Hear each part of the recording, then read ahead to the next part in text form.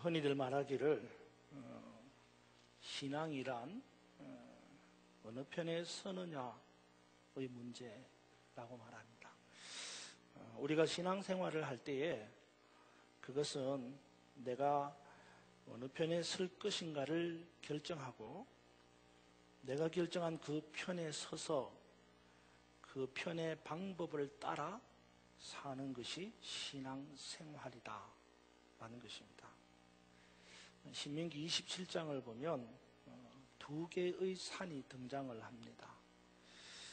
이름하여서 축복의 산과 저주의 산이라는 두 개의 산이 등장합니다.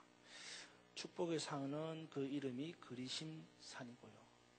저주의 산은 그 이름이 에발산이라고 불립니다. 그리고 이스라엘의 12지파 가운데 6개 지파씩 나누어서 한 편은 그리심산에 한 편은 에발산에 서게 했습니다.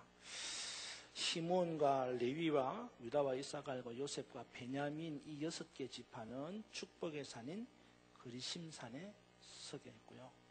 나머지 루벤과 갓과 아셀과 납달리와 단 지파 이 6개 지파는 저주의 산인 에발산에 서게 했습니다. 그리고 제사장의 앞에 서서 소위 말하는 세겜의 10계명을 선포하면 그 산에 섰던 사람들이 아멘 아멘이라고 화답을 하게 했습니다. 어느 편에 설 것인가? 그리심산에 설 것인가? 아니면 에발산에 설 것인가? 그것은 내가 어떤 생활을 할 것인가를 결정한다라는 의미가 있는 겁니다. 내가 축복받고 싶어서 그리심산에 설 거야. 내가 저주받으려고 그리심산에 설 거야. 그런 게 아니라는 거죠.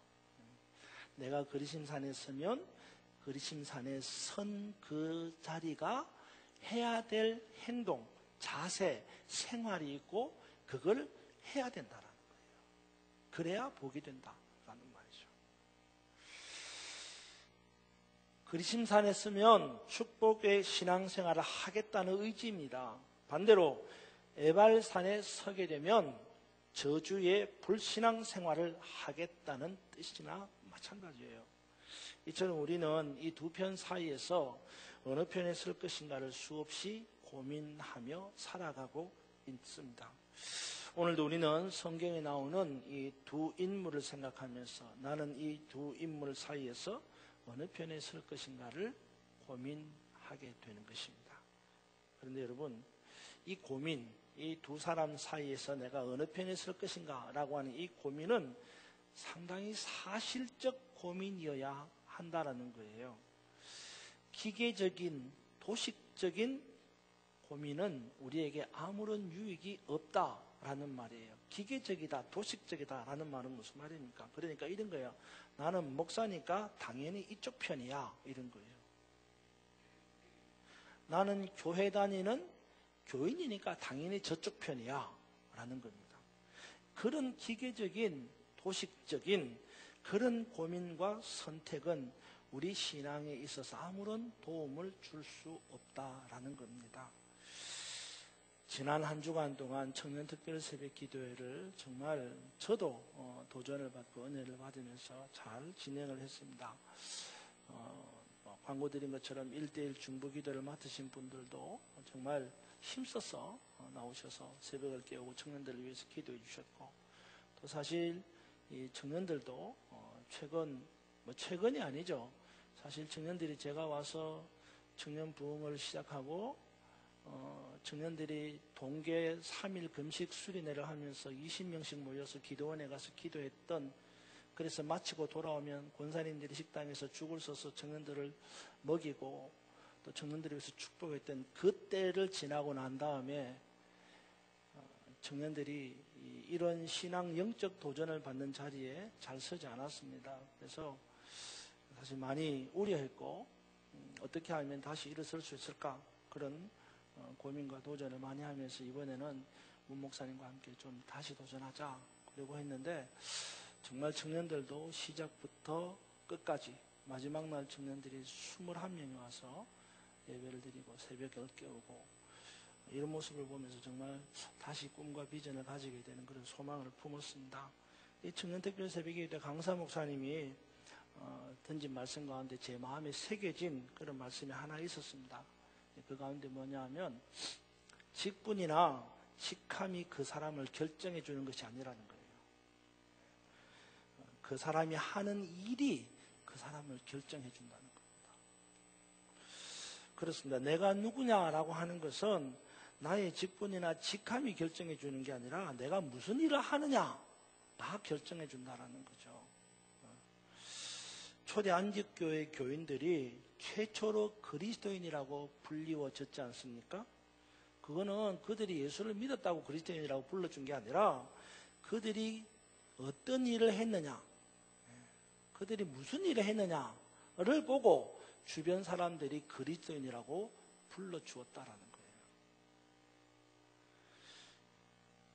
우리가 예수를 믿는다는 말 하나만으로 세상 사람들이 우리를 그리스도인이라고 불러주지는 않는다라는 말이에요. 세상 사람들은 우리가 무엇을 하는지를 보고 있습니다. 그리고 우리가 하는 행동을 보고 비로소 우리가 그리스도인이 아닌지 그리스도인인지를 분별합니다. 그리고 우리를 그리스도인이라고 부를지 말지를 정하는 거예요. 우리가 뭘 하느냐가 중요하다라는 말입니다. 흔히들 우리는 자기 스스로 가리켜서 나는 그리스도인이다 이렇게 단언합니다. 물론 이런 자기 정체성을 확신하는 것은 굉장히 중요한 일입니다. 그러나 행동은 그리스도인답게 행동하지 않으면서 말로만 자기 자신을 스스로가 그리스도인이라고 말한다면 어느 누구도 그것을 인정하지 않는다라는 거죠. 이제 다시 오늘 말씀으로 돌아와서 신앙이라는 것은 내가 어느 편에 서는가를 결정하는 것입니다. 오늘 본문에 나오는 나봇을 생각하면서 나봇과 에서를 두고 나는 나봇의 편에 설 것인가 아니면 에서의 편에 설 것인가를 결정해야 합니다. 여러분은 나봇의 편에 설 것입니까? 아니면 에서의 편에 설 것입니까? 그러면 내 당연히 예수를 믿는 사람인데 나봇의 편에 서야지. 그게 아니라 그랬습니다. 나 당연히 목사니까 나봇의 편에 서야지. 그게 아니라는 거예요. 지금 내가 하고 있는 그 행동이 정말 나봇의 편에 서 있는 행동이냐라는 거죠. 지금 내가 사는 내 삶이 정말 나봇의 모습으로 살고 있느냐라는 겁니다. 사는 것은 그렇게 살지 않으면서 행동은 그렇게 하지 않으면서 나는 목사니까 나는 교인이니까 나봇의 편에 서 있는 사람이야 라고 단정하는 것은 옳지 않다는 거예요. 그래서 여러분 오늘 말씀을 들으면서 자기 스스로의 결단을 새롭게 할 수 있기를 바란다라는 겁니다. 나봇의 이야기는 오늘 본문에 나와 있는 이야기입니다. 열왕기 21장 1절로 끝까지 보면 16절까지의 말씀인데 그 내용과 한데 핵심적인 부분들이 10절까지 기록되어 있습니다. 이스라엘에 왕이 있었는데 그 왕의 이름은 아합 왕이었습니다. 그리고 그 아합 왕이 살고 있는 그 왕궁 가까이에 포도원이 하나가 있었는데 그 포도원의 소유자가 나봇이라고 하는 사람이었습니다. 이스라엘 왕 아합이 자기 집 이 왕궁 가까이에 있는 이 포도원을 좋게 여겼습니다. 그래서 나봇을 불러다가 네가 가지고 있는 이 포도원을 가지고 싶다. 나한테 좀 줘라.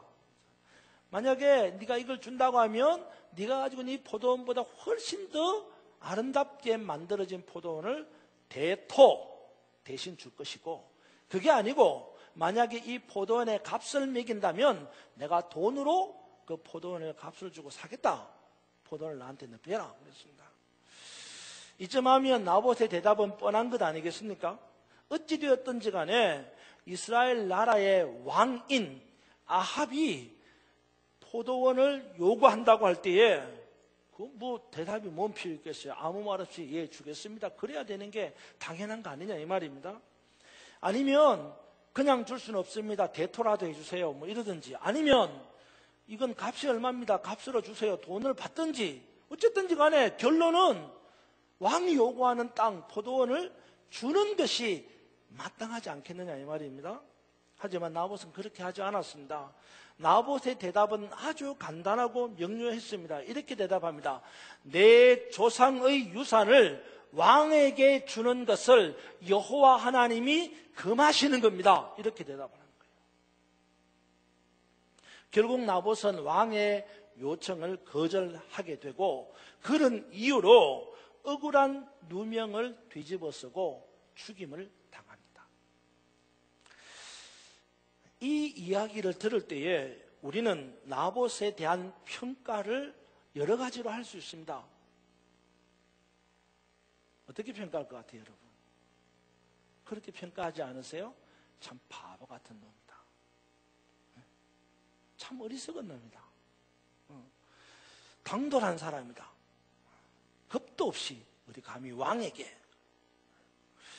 여러 가지로 우리는 나봇을 평가할 것입니다. 하지만 나봇이라고 자신이 하는 행동에 대해서 다른 사람들이 어떻게 평가하는지를 생각하지 않았겠느냐 말입니다. 아니, 다른 사람들이 평가하는 것은 둘째치고 왕이 섭섭해하고 왕을 노엽게 했다는 이유로 내가 죽을 수도 있다라는 것을 생각 못하겠느냐 말입니다. 그럼에도 불구하고 나봇은 담대했습니다. 당당했습니다. 두려움이나 무서움이나 주저함이 없었습니다. 왜요? 나봇은 왕이 요구하는 포도원을 주저함이 없이 당당하게 무서움 없이 거절할 수 있었던 이유가 있었다는 거예요. 그게 뭘까요? 거기에는 두 가지 이유가 있습니다. 오늘 제가 이 두 가지 이유를 여러분과 함께 나누려고 합니다. 나봇이 왕의 요구를 주저함 없이 당당하게 무서움이 없이 남들은 나보고 바보라 그래도 남들은 나보고 모자라다고 어리석다고 겁도 없다고 당돌하다고 그렇게 말할지언정 내가 거절하고 죽기까지 하겠다라는 결단을 한 이유가 있다는 거예요. 뭐예요? 두 가지라고 그랬습니다. 하나는 순종입니다. 하나는 믿음이에요. 우리가 정말 나봇의 편에 서려고 그러면 내게 그런 순종이 있는가, 내게 그런 믿음이 있는가를 점검해야 한다는 거예요. 그런 믿음도 없으면서 그런 순종도 없으면서 나는 나봇의 편에 선 사람이야 라고 말하지 말아야 된다는 거예요.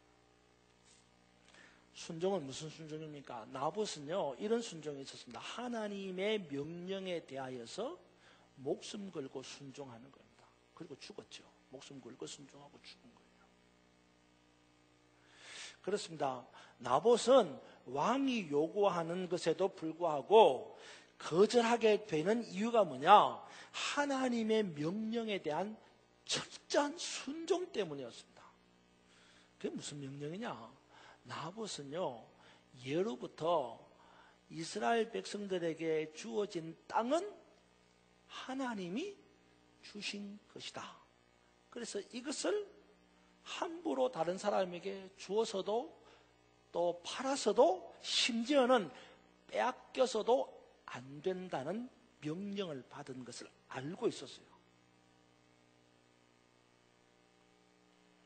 하나님이 이스라엘 백성들에게 땅을 기업으로 주셨고 하나님이 나봇의 조상에게 포도원을 기업으로 주셨고 그래서 이 포도원을 팔아서도 바꾸어서도 심지어는 빼앗겨서도 안 된다는 것을 나봇은 잘 알고 있었다는 거예요. 왜? 하나님이 팔아서도 바꾸어서도 빼앗겨서도 안 된다고 명령하셨기 때문이에요.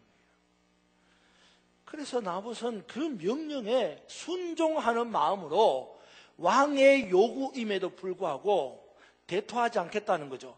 팔지 않겠다는 겁니다. 빼앗기지 않겠다는 거예요. 목숨 걸고 지키겠다는 겁니다.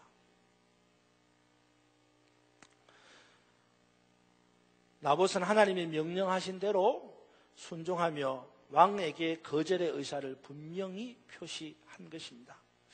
사도 바울도 신약에 와서 이런 고백을 합니다. 그죠? 사도 바울이 뭐라 그럽니까? 내가 사람들 앞에서 너희 말을 듣는 것이 옳으냐? 아니면 하나님의 말씀을 듣는 것이 옳으냐? 판단하여 보라 그랬어요. 그렇습니다. 우리는 하나님의 명령에 순종해야 할 의무가 있습니다.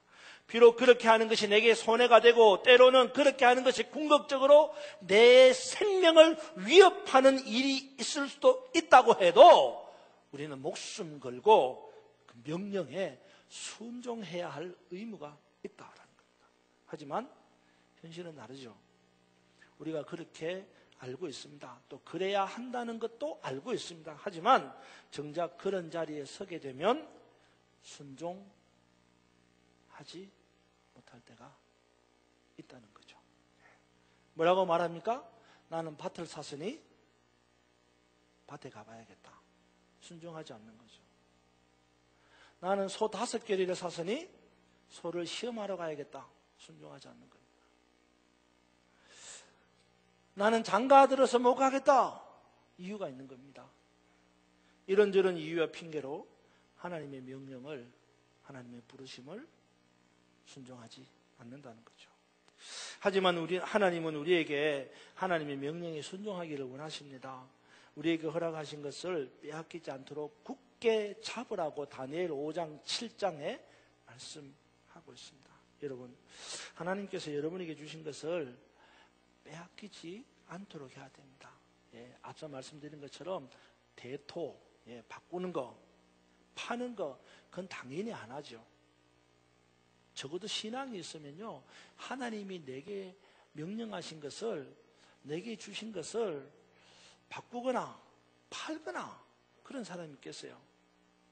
그런데 빼앗기는 사람이 있어요. 그러면서 우리는 스스로 말합니다. 빼앗아 가는데 어떡하라고 이렇게 말하죠. 근데 여러분, 빼앗아 가는데 어떡하라고 아니에요.